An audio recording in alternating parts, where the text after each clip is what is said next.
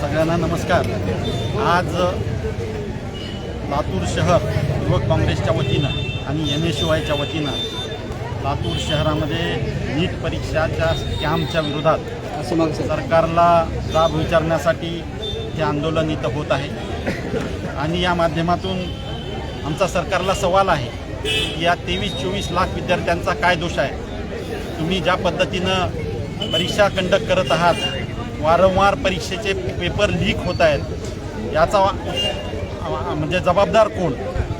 या माध्यमातून सरकारला आमचा प्रश्न आहे की इतक्या पालकांचं जे रक्त आटलं आहे वर्षानुवर्ष यांना शिकवण्यासाठी, मुलांना ज्या शिक्षकांनी कष्ट घेतलेत, त्यांचा दोष काय? अशा परिस्थितीमध्ये जो अन्याय विद्यार्थ्यांच्या वरती होतोय, ज्या पद्धतीचं विद्यार्थ्यांचं भविष्य टांगतीला या सरकारनं लावलेलं आहे, सातत्यानं पेपर फुटूनसुद्धा आत्तापर्यंत एकावरसुद्धा सरकारनं मागच्या काही वर्षामध्ये ॲक्शन घेतलेली नाही, एकासुद्धा दोषी व्यक्तीला आत्तापर्यंत सजा झालेली नाही। या गोष्टीचा जबाबदार कोण? खरंच सरकार ह्या चोरांना पाठीशी घालतंय का? हा आमचा प्रश्न आहे। या माध्यमातून सरकारने आज शिक्षण मंत्री धर्मेंद्र प्रधान यांनी स्वतः याची जबाबदारी स्वीकारून राजीनामा द्यायला पाहिजे, अशी आमची काँग्रेस पक्षाच्या वतीनं मागणी।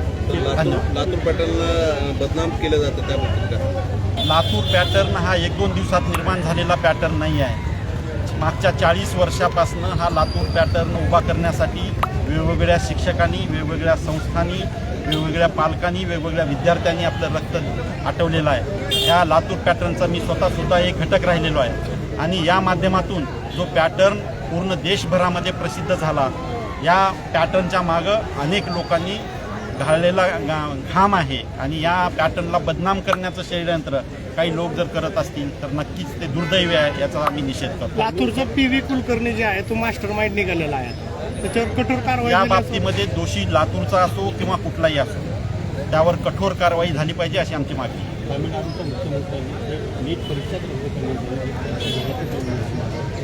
नाही, नीट परीक्षा घेण्याबद्दलचा विचार हा शेवटी पूर्ण देशभरातून सुप्रीम कोर्टाच्या आदेशानुसार झालेला आहे।